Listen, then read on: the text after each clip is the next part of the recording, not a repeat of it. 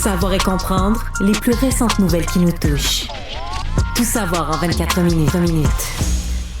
Bienvenue à Tout savoir en 24 minutes. Bonjour Mario. Bonjour. C'est ce qui vient tout juste de tomber, le budget de Chrystia Freeland, la ministre des Finances du Canada et donc du gouvernement Trudeau qui vient de tomber avec, bien évidemment, le montant de la dette, là, parce qu'on savait qu'il allait avoir un déficit autour de tout ça.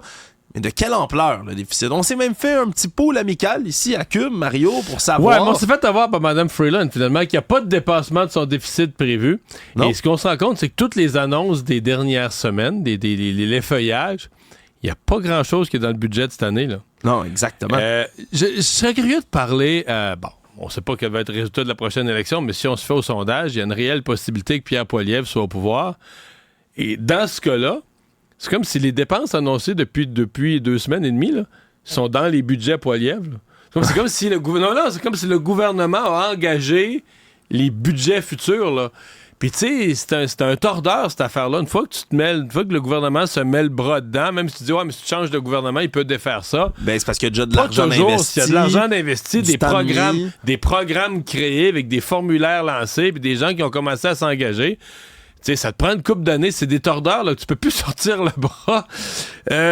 C'est quelque chose, là. C'est vraiment un budget. C'est beaucoup de nouvelles dépenses annoncées depuis 3 semaines. T'arrives dans le budget, puis ça paraît pas. Presque pas. Ben voilà, puis c'est pour ça qu'on s'est fait avoir. Hein. On avait tous parié que ce serait bien au-delà de 40 milliards de dollars. Et pourtant, c'est 40 milliards de dollars, finalement, là, un tout petit peu, là, quelques poussières. Mais c'est ce qu'elle avait prévu. En fait, elle est exactement sur le déficit qu'elle avait prévu en novembre dernier. Alors, c'est comme si toutes les annonces que vous avez vues depuis 2 semaines et demie n'ont pas ajouté un sous-déficit. Fait qu'elle a annoncé, mettons, une nouvelle initiative par jour pendant 12 jours.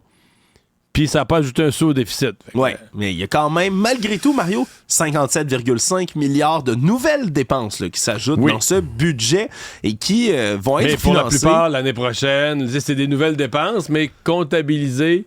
C'est pour ça que je dis dans sur les 6 prochaines années, très exactement. Ça. Voilà, donc on va les égrener, donc, ces nouvelles dépenses, et on compte les financer comment? En augmentant les taxes pour les plus fortunés de la société, là, ceux qui dépassent le seuil des 250 000 $ là, en gains en capital par année, qui vont devoir être imposés un peu plus. On estime que ça va toucher 0,13% là, des plus riches, donc, au Canada. 19 milliards de dollars d'argent frais, là, selon les estimations du gouvernement, qui devraient revenir dans les coffres. Ça touchera à peu près 40 000 personnes. Donc, c'est ce qui est estimé du côté du gouvernement. C'est comme ça qu'on va aller chercher plus d'argent en disant, par exemple, qu'on ne devrait pas imposer autant certains métiers moins fortunés de la société que des grands PDG de compagnie ou des gens qui font des bons salaires. Mais dans le cas des gens à haut revenu, c'est les gains en capital là, qu'on voit. Exemple, quelqu'un qui vendrait un gros volume d'actions en bourse ou une propriété de haute valeur, un gain en capital sur une année de plus de 250 000. Mais là, par contre, ils se font ramasser, là, qui va être imposé à 66% plutôt que 50%. Voilà, donc c'est un pourcentage qui est pas mal plus élevé de ce côté-là. Mais c'est pas une grosse proportion de la population qui a à faire ça. Non. Mais les comptables vont travailler, là. Oui. Les gens les gens qui ont des gros revenus comme ça vont éviter de le payer, vont s'organiser autrement, vont pas tenter leur affaire autrement. Puis ils ont moyen de payer des gens qui sont des savants, d'être capables d'éviter de payer plus d'argent. C'est ça la beauté d'avoir de l'argent. C'est, règle générale, ça t'aide à garder puis à faire plus d'argent. Non, mais c'est parce qu'au Canada, c'est pas comme si les gens au revenu payent pas leur part. Le taux. Si tu vis au Québec, le taux d'imposition là, pour les gens au revenu est à 52,5%. C'est en haut de ce que l'Institut Fraser considère comme l'espèce de marge, tu sais, le 49,9, de dire, OK, tu gagnes une pièce, il devrait au moins te rester une scène de plus qu'au gouvernement. Là, tu sais, Et là, on est passé ça. Avec les augmentations d'impôts déjà imposées par le gouvernement Trudeau, toute une part de la population là, qui paye 52% d'impôts. Oui. Donc là, mais ça, on n'a pas touché ces tables-là. C'est vraiment dans les gains en capital. Oui, absolument. Et là, il y avait quand même des lapins dans le chapeau de M. Trudeau puis de Mme Freeland, Mario, parce que on a fait un bel effeuillage de mesures la dernière semaine, mais il restait des milliards à dépenser, semble-t-il, parce qu'il y a une nouvelle prestation canadienne pour les personnes handicapées qui va être créée, 6,1 milliards de dollars sur les 6 prochaines années. Après ça, bonification des prêts et bourses là, pour les études, 1 milliard de dollars juste pour 2024-2025. Ça, on ne sait jamais ce que ça représente parce qu'au Québec, voilà encore un système où on a nos propres prêts et bourses. On ne participe pas aux prêts et bourses là, ailleurs au Canada. Donc, comment le Québec va être compensé? Et quand il y a Jean Chrétien avait fait les bourses du millénaire. Je pense que ça avait pris 3 ans à s'entendre sur comment dépenser l'argent au Québec. Ouais. Fait que il reste combien de champs de compétences provinciaux dans lesquels Justin Trudeau est pas allé? Non, mais là, je pense pas qu'il va créer un programme. Dans le passé, là, quand le fédéral a joué dans les prêts étudiants, il a toujours accepté de transférer l'argent au Québec. C'est juste que des fois, c'est bien compliqué. Puis ben long. Oui, puis là, selon divers économistes, entre autres Luc Godbout, fiscaliste qu'on reçoit souvent ici, mais lui, il dit que c'est la première fois de l'histoire que la TPS, les taxes qu'on perçoit, pas les taxes, mais les taxes qu'on perçoit, va servir entièrement, 100%, à payer les frais d'intérêt qu'on a sur la dette. Ça va pas venir la réduire, là. On va juste être net. C'est-à-dire que et la TPS que tous les Canadiens payent, il n'y a pas une scène de TPS qui s'en va pour des services. Non. Pour construire des nouvelles affaires ou pour payer des programmes. C'est juste pour pas qu'on devienne plus dans le trou qu'on l'est déjà. C'est les intérêts sur la dette. Toute la TPS s'en va sur les intérêts. J'avoue que cette statistique-là m'a fait sursauter quand même. Voilà, donc on a tout là, tous les chiffres qui sont en train de tomber là, au fur et à mesure, Mario, de l'émission. Bien évidemment, là, dans les autres segments de notre épisode, on va en parler davantage là, de tous les détails, les menus détails là, de ce budget. Quand même, le chiffre du déficit est pas aussi gros qu'on le pensait. Non, il est resté comme prévu à 40 milliards. Tout savoir en 24 minutes.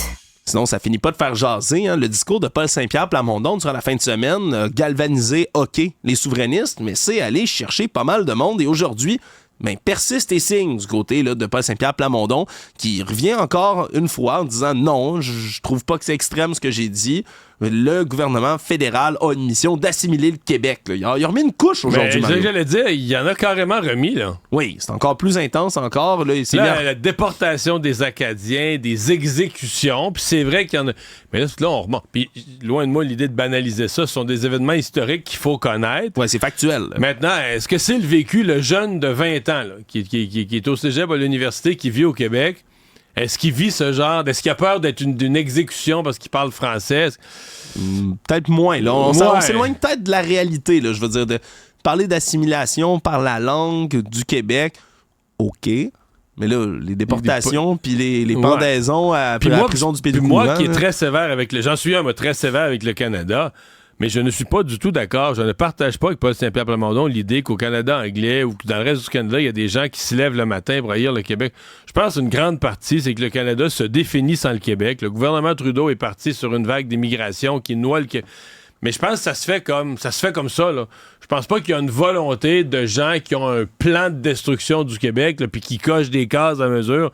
Je pense que c'est juste le Canada évolue sans tenir compte du Québec. L'idée des deux peuples fondateurs s'est perdue en chemin. Avec nous, le Québec, on sait plus trop c'est quoi notre place dans le Canada d'aujourd'hui.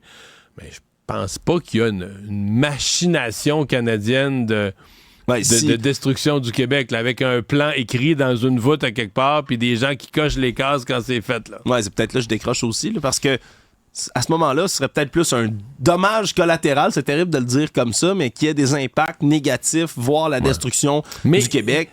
Tout à l'heure, on jasait politique avec Marie Montpetit, puis elle soulevait un point. C'est vrai qu'une partie du nouveau vote, c'est sûr qu'il y a le vote péquiste très nationaliste qui va au PQ, là, ça c'est Paul Saint-Pierre Plamondon là. Mais moi, je l'entends autour de moi, dans mon entourage. Il y a une partie du nouveau vote, des nouveaux adhérents, là, tu sais, des gens qui ont peut-être jamais voté Paul Saint-Pierre Plamondon, mais cette élection avait lieu aujourd'hui, avait eu lieu hier, là, ça aurait été... Mais là, ils sont quand même surpris par son langage, parce qu'ils l'aimaient, parce qu'ils le voyaient non partisan, poli, respectueux des idées des autres. Et ils sont quand même heurtés, là, tu sais, en langage de transport, on dirait. Tu sais, je veux dire, mettons que tu transportes des gens dans un trailer, puis tu tournes le coin tu tournes trop carré, tu changes de direction trop carré, les gens tombent en bas du trailer. Puis je me demande s'il n'y a pas certains de ces partisans, son changement de ton, tu sais, par rapport au gars, c'est très poli, très non partisan, respectueux de tout le monde, tout à coup, bang, bang, il sort les gants de boxe, il se met à frapper dans le Canada. Peut-être que je me trompe, mais je serais pas surpris de voir que le PQ perdrait quelques plumes. Peut-être qu'il veut ça, puis qu'il se dit, je suis prêt à perdre quelques plumes d'intention de vote pour brasser la cage puis faire monter l'aiguille de la souveraineté, de l'indépendance, peut-être. J'ai hâte de voir l'effet. Mais il joue tout un kit ou double cette semaine. Là. C'est vraiment là, tout un coup qu'il donne. Oui, comme joute politique, encore une fois en plus, mais on peut le dire, là, pour se garder au centre de l'actualité, au cœur de toutes les conversations, Ouais, Paul Saint-Pierre Plamondon est devenu un Ça, maître de l'art. il là. l'a. Actualité. Une autre affaire qui n'est pas le discours de Paul Saint-Pierre Plamondon, mais qui a quand même fait faire le saut à quelques Québécois, Québécoises, Mario, c'est la facture du nouveau pont de l'île d'Orléans, qui a été annoncée hier, en fin de journée.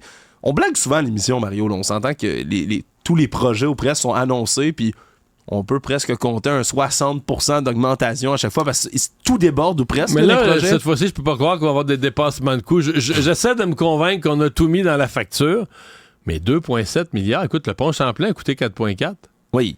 Le pont fait Champlain. 10 ans, là. probablement que si on refaisait le pont Champlain aujourd'hui, tu vas me dire qu'il coûterait plus 4,4, il coûterait 7,4, peut-être 8. Mais c'est ce qui est Ça a expliqué. tellement augmenté vite, les coûts de main-d'œuvre, les coûts de matériaux. Ah ouais. L'inflation, s'il y a un endroit où ça a fessé le plus Dans la fort construction. possible, c'est dans la construction. Puis c'est comme ça qu'on le voit. Puis c'est d'ailleurs, dans ce cas, utiliser la Coalition Avenir Québec là, comme, pas des excuses, mais comme motif pour l'explosion des Mais coûts. en même temps, j'ai de la misère à blâmer le gouvernement, dans le sens que... Tu sais, eux, ils vont en appel d'offres. Comment ça coûte construire un pont comme ça? Il y a 2 consortiums, ils prennent le plus bas, c'est ça le prix.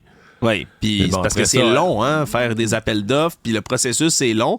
Puis là, c'est parce que Le pont, il est décision... vraiment vieux, l'île d'Orléans. Là. Il est Ouais. vraiment magané. Il est quasiment centenaire. Là, c'est un pont qui... Oui, puis il avait été... Ils l'ont pas fermé à un moment donné pour des travaux. C'est un pont là, qui a été comme une couple de fois sous haute surveillance. Oui, exactement. Puis là, ça devient vraiment une urgence de ce côté-là. C'est ce qu'explique le gouvernement. Il y a 7000 personnes qui habitent sur l'île d'Orléans qui sont dépendantes de ce pont-là. Là, on s'entend. Demain matin, il n'y a plus de pont. T'enfermes 7000 personnes sur une île. Il faut qu'ils viennent en Non, bateau. t'as pas le choix. Non, on n'a pas le choix de C'est le juste faire. que le prix... Tu sais, je me dis, mettons que...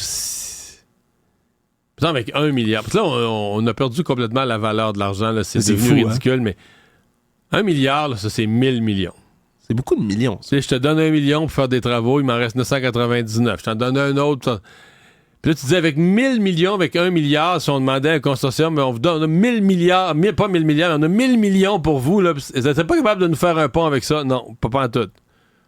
Un autre 1000? Non, pas encore. 1000 millions de 1000 sabords. Non, C'est non, ça que mais- j'ai le goût de dire quand j'entends ça, C'est Mario. vraiment beaucoup d'argent. Là. Je te dis, on a perdu la valeur de l'argent. Ouais, ben, ça revient à... Je sais que c'est... J'en veux tellement pas aux gens de l'île d'Orléans. Je pense que c'est nécessaire aussi, mais c'est parce que le calcul, quand on le fait simplement, c'est comme 400 000 $ par habitant là, de l'île, Ouais. le pont. C'est cher. C'est cher. C'est beaucoup d'argent. Puis là, ben, c'est pas juste ça qui fait en Faut sorte qu'il que les soit prix bon ont faut explosé. qu'il soit bon pour un siècle. Pour le rentabiliser, là, que tu calcules la valeur des fraises, puis des marchandises agricoles, puis de la vie, puis des valeurs foncières sur un siècle. Je veux dire, pour rentabiliser à 400 000 $ par habitant, C'est ça là. veut dire qu'un ménage, une famille de 4 dans leur maison, là, tu mets 1,6 million pour le pont. Oui. Et là, tu dis, t'aurais peut-être été mieux de leur racheter ça puis de dire, regarde, on va mettre un traversier pour des villégiateurs, là. C'est parce que ça devient difficile. Vraiment, ça devient difficile parce que là, le premier problème, c'est qu'il y a une explosion de coûts de fou. Là. On avait commencé à parler d'un nouveau pont en 2014. En 2020, on a fait les premiers appels d'offres. Il y a eu des consortiums. Puis entre-temps, tous les coûts ont explosé. Là. En 2014, on s'entend, on parlait de 400 millions de $ pour faire le pont. Là. 400 Fait que ça millions, aurait multiplié par 7. à peu près.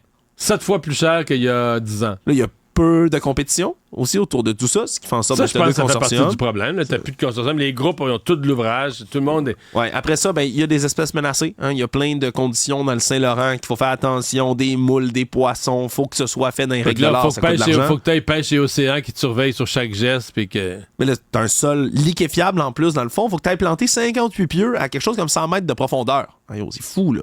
Il faut vraiment que ça aille très profond pour être certain que ça fonctionne. C'est un défi technique, là. C'est pas tout le monde qui a l'ambition, les moyens d'être capable de réaliser un pont comme celui-là. Puis en plus de tout, mais on va garder l'autre pont exempt de tout camion pour la marchandise, pour la construction du nouveau pont. Il n'y aura pas du tout de camions pour la construction du nouveau pont qui vont passer par l'ancien. Faut comprendre ça aussi. Là. Ça, c'est une mesure. On dit que ça pourrait être 17 000 Donc, ça veut dire camions. que tu peux pas amener des matériaux par camion à l'autre bout. Non, parce que ça aurait été 17 000 passages de camions lourds sur un pont qu'on trouve trop fragile déjà. Puis en plus, ça aurait créé toutes sortes de trafic sur le pont. Puis, je rappelle aussi, dans ce coup-là, théoriquement, il y a la déconstruction de notre Oui, pont. non, aussi. soyons honnêtes. Ça, là, c'est le coût. Le pont, il est 1,8. Le pont, Oui. il est pas 2,7. Le pont, il est 1,8 milliard. L'autre montant, c'est faire, parce que là, il faut que tu reconnectes les routes de chaque côté. Donc, c'est la reconnexion avec le réseau routier sur l'île et sur la terre ferme. et la démolition du pont. Là. C'est toute la job. Oui, donc c'est la facture totale. Puis c'est ce qui fait quand même, ce qui donne de l'eau au moulin à Jonathan Julien, qui est ministre des Infrastructures ici au Québec, de dire bientôt, on veut faire l'éventuelle agence des transports de construction ici au Québec. Ça va nous donner l'occasion de revoir justement les grandes lignes des contrats. J'ai écouté leur thèse. Là, ce qu'ils disent, puis tu te dis, c'est déjà surprenant que ça fonctionne pas comme ça. Ils disent plutôt que de faire. Parce que présentement, le gouvernement dessine un pont, les architectes, ça, puis là, ils disent. Faites-nous ce pont-là. Qui c'est qui veut nous faire ce pont-là? Puis il y en a deux groupes. Ils disent, moi, je te fais ce pont-là pour tel prix, l'autre pour tel prix, on prend le moins cher. Et là, ce qu'ils disent, c'est est-ce qu'on pourrait pas faire affaire avec un consortium, mais à toutes les étapes? Fait qu'à un moment donné, quand tu décides le pont, là, il y a tout de suite celui qui va le construire qui te dit, hey, time out, là. Là, tu viens de. Tu sais, comme toi, quand tu fais tes plans là, pour des rénovations chez vous, mais que l'entrepreneur en construction est assis à côté de toi, il dit là, si tu mets ce matériau-là, juste que tu comprennes, là, c'est plus pesant, faut que j'aille renforcer ton plancher. Là, il te fait comprendre, là, tu dis, c'est-tu, on va laisser faire. Oui. Donc, là, c'est comme si le gouvernement, il n'y a pas ce mécanisme-là, là, d'avoir des gens au fur et à mesure qui vont te dire, au fur et à mesure que tu développes ton projet, qui te font prendre conscience du coût de tes choix là, ou de tes décisions. Ça serait beau faire telle affaire, mais sais-tu comment ça coûte? Mais c'est pas ça qui est le plus scandaleux, Mario, que ce soit pas déjà comme ça que ça fonctionne. Mais là, on nous présente ça, à l'avenir, on pourrait fonctionner comme ça, puis ça serait extraordinaire, mais t'as raison, moi j'écoutais ça, puis je me disais, c'est quand même bizarre que la façon qu'on fonctionne présentement est quand même conçue pour que ça nous coûte cher. Là. Oui. Faut être riche pour dire, nous, on se fait un dessin, là, puis après ça, que le meilleur gagne, puis on paye. On enverra nos dessins à nous autres, Mario, prochaine fois pour voir. Actualité. Ça a brassé pas mal dans les études de crédit aujourd'hui, là, qui tenaient entre autres sur la santé. Et c'est, tout premièrement, il y a eu comme deux événements qui marquent l'attention aujourd'hui. Là. Premièrement, les mini-hôpitaux privés qui avaient été promis en campagne électorale par la CAQ, mais finalement, c'est pas vraiment des mini-hôpitaux privés que ça va être, c'est plutôt des cliniques gériatriques, là, donc qui vont être spécialisées pour les personnes âgées. Du tout, en fait, c'est l'abandon du projet de mini-hôpitaux par la CAQ. Là. C'est que... Attends, ils disent pas que c'est un abandon. C'est une transformation du projet. Une transformation du projet. Ouais. Voilà. Une métamorphose. Ouais. Le papillon émerge de son cocon. Ouais. Désormais, clinique gériatrique. Mais quand le papillon émerge de son cocon, t'as plus de chenilles, là. C'est vrai qu'on a plus de chenilles, par contre. Ben ouais, moi, je considère que le projet de mini-hôpitaux est abandonné. Ouais, puis ça a été comme une surprise, révélation qui a été faite là, durant l'étude de crédit dans laquelle on a expliqué du côté du gouvernement que il y a des experts qui ont consulté, qui ont dit regardez, c'est la majorité de la population vieillissante qui vient encombrer les urgences, puis des personnes âgées, si tu les mets en attente sur une civière 10-12 heures, mais des fois ils ressortent de là plus maganés encore. Mais je dis pas que ce sera pas bon. Je dis pas que ce qu'ils font aura pas un côté valable. Je dis juste que c'est l'abandon des projets de mini-hôpitaux privés, qui était un engagement électoral. C'est pas un bon mandat pour le respect des engagements électoraux. Non, n'est-il pas? Ouais. Puis en plus, le député libéral André Fortin, qui sera d'ailleurs plus tard à cet épisode avec nous, pour ceux qui restent, eh bien, lui, il a fait un petit tour au ministre Christian Dubé. Aujourd'hui, il est arrivé pour essayer de prendre un rendez-vous en direct avec un médecin de famille. Mais il l'a fait en direct pendant la commission parlementaire, pendant l'exercice. Il a utilisé Rendez-vous Santé Québec. On se comprend que c'est long, une étude de crédit. Il est allé sur Rendez-vous Santé Québec, il a essayé de prendre un rendez-vous avec un médecin. Ça n'a jamais marché. Son équipe a essayé de faire la même affaire, ça n'a jamais fonctionné. Puis il a pu mettre ça directement sur le nez quand même là, du ministre. Qui semblait pas quand même décontenancé, là, qui a dit Christian Dubé, on le sait. Ça arrive, il y a un pourcentage de cas où il n'y a pas de rendez-vous disponible. Ouais. On l'a jamais nié, là, on le sait. Mais c'était quand même... Ah ouais, la démonstration est solide, mais moi, je l'avais vécu au fait, la même démonstration. Ouais, c'est quelque chose qui revient encore, Mario, mais qui est toujours intéressant là, de regarder les études de crédit, de voir un peu qu'est-ce qui peut se passer. Il y a toujours des petits lapins comme ça qui ressortent. Pour les gens qui connaissent pas ça, c'est annuellement, après le budget, on fait un exercice de longues commissions parlementaires. Dans le cas de la santé, je pense qu'ils doivent siéger 3 jours, mais il n'y a pas c'est pas l'étude d'un projet de loi. C'est vraiment ce qu'on dit, l'étude de toutes les dépenses du gouvernement. Mais dans le fond, en étudiant les dépenses, t'étudies tous les services, tout ce... Fait qu'en gros, là, mettons, t'étudies tout ce qui se fait dans le gouvernement. Et l'opposition peut poser des questions sur tout ce qui fonctionne pas, le nouveau projet que vous avez annoncé, les résultats sont rendus où. Donc, c'est vraiment une occasion pour l'opposition là, de passer passer au peigne fin toute l'action gouvernementale, poser toutes les questions.